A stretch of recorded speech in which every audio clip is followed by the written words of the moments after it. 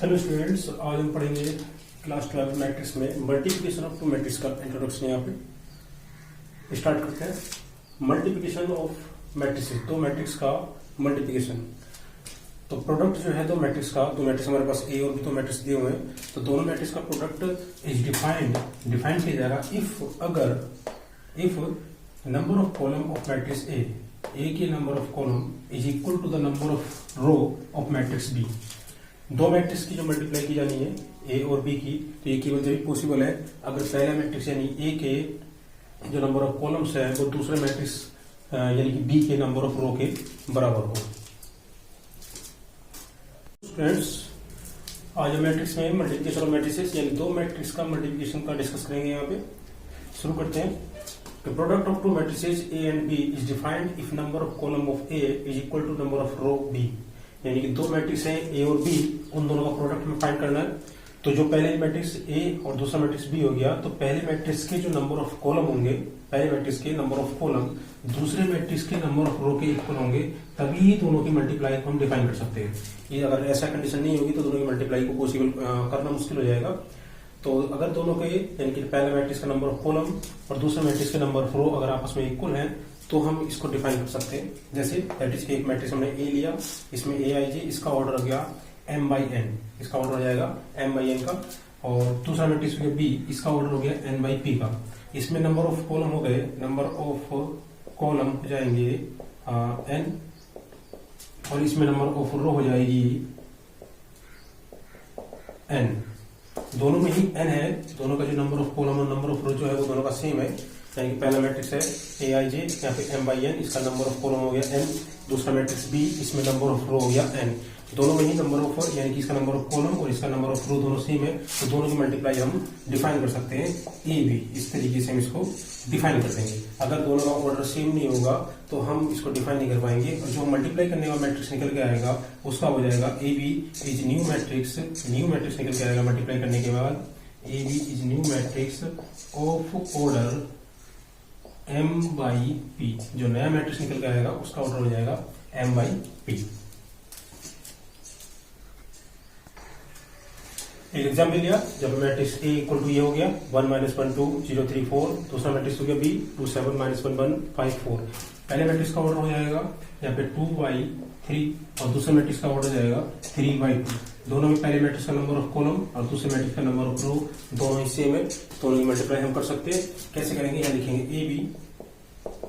जब मल्टीप्लाई करेंगे तो पहले मैट्रिक्स की रो से दूसरे मैट्रिक्स के कॉलम को फर्स्ट रो से फर्स्ट कॉलम को मल्टीप्लाई करेंगे, तो 1 और 2 की मल्टीप्लाई करके 2 आएगा।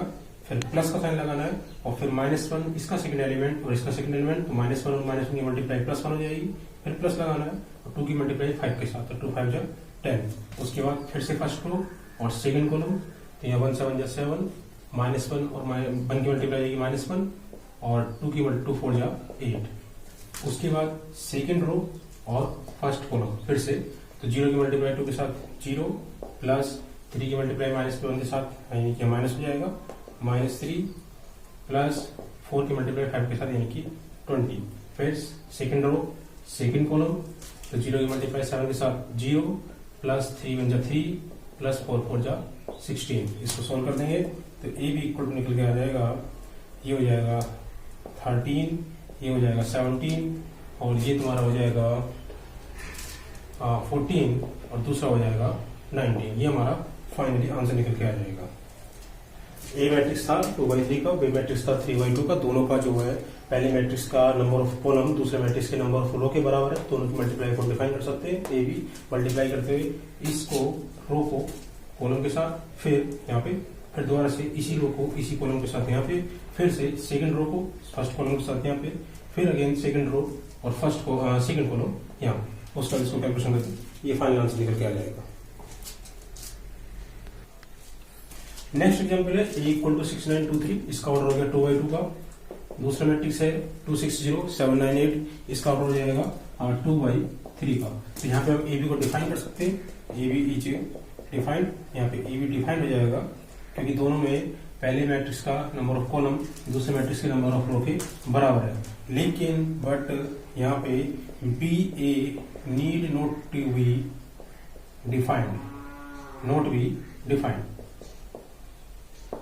ए बी को हम डिफाइन कर सकते हैं। ए बी में पहला मैट्रिक्स ए है, ए के मैट्रिक्स में जो कॉलम नंबर ऑफ कॉलम है वो बी मैट्रिक्स के नंबर ऑफ रो के बराबर है, तो हम ए बी को डिफाइन कर सकते हैं। लेकिन बी ए के लिए बी पहले आ जाएगा और जो ये बी है बी पहले आ जाएगा, तो इसका ऑर्डर 2/3 और ए बाद में आएगा, इसका ऑर्डर हो गया आपका 2/2 का।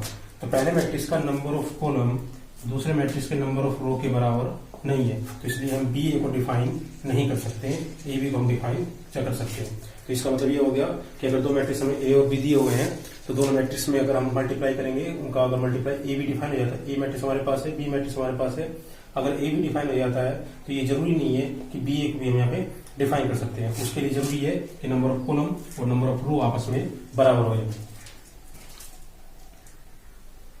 आगे देखते हैं कि अगर एक मैट्रिक्स ए बी हमें दिया हुआ है, दूसरा मैट्रिक्स बी हमें दिया हुआ है, अभी पीछे दिया था कि ए बी की वैल्यू ए बी को हम डिफाइन कर सकते थे, लेकिन बी ए को हम डिफाइन नहीं कर पा रहे थे। अगर दो मैट्रिक्स हमारे पास दिए हुए हैं, ए मैट्रिक्स है उसका ऑर्डर m/n है, दूसरा मैट्रिक्स बी है उसका ऑर्डर k/l है। अगर हमें दोनों को डिफाइन करना है, if both A B and B A, अगर ए बी और बी ए की दोनों की वैल्यू अगर फाइंड करनी है तो ये केवल जब भी संभव पॉसिबल है कि जो पहले मैट्रिक्स यानी कि पहले मैट्रिक्स का नंबर ऑफ रो दूसरे मैट्रिक्स का नंबर ऑफ कॉलम ये दोनों आपस में बराबर हो जाए, और पहले मैट्रिक्स का नंबर ऑफ कॉलम और दूसरे मैट्रिक्स का नंबर ऑफ रो आपस में बराबर हो जाए।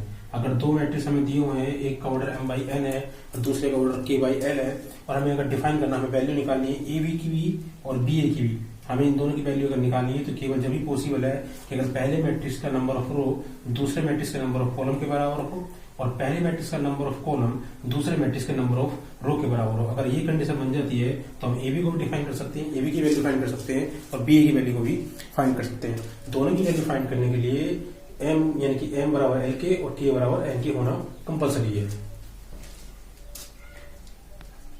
लास्ट मल्टीप्लिकेशन में, तो मल्टीप्लिकेशन टॉपिक में लास्ट एक ही इंपॉर्टेंट चीज है कि मल्टीप्लिकेशन जो होता है डायगोनल मैट्रिक्स का, अगर दो मैट्रिक्स डायगोनल मैट्रिक्स है दोनों ही और दोनों ही सेम ऑर्डर के हैं, multiplication of diagonal matrix of same order, दोनों ही का ऑर्डर सेम है, तो उनकी जो मल्टीप्लिकेशन होती है वो कॉम्यूटेटिव होती है, यानी क्रम विनिमय होती है, हिंदी में उसको क्रम विनिमय बोलते हैं।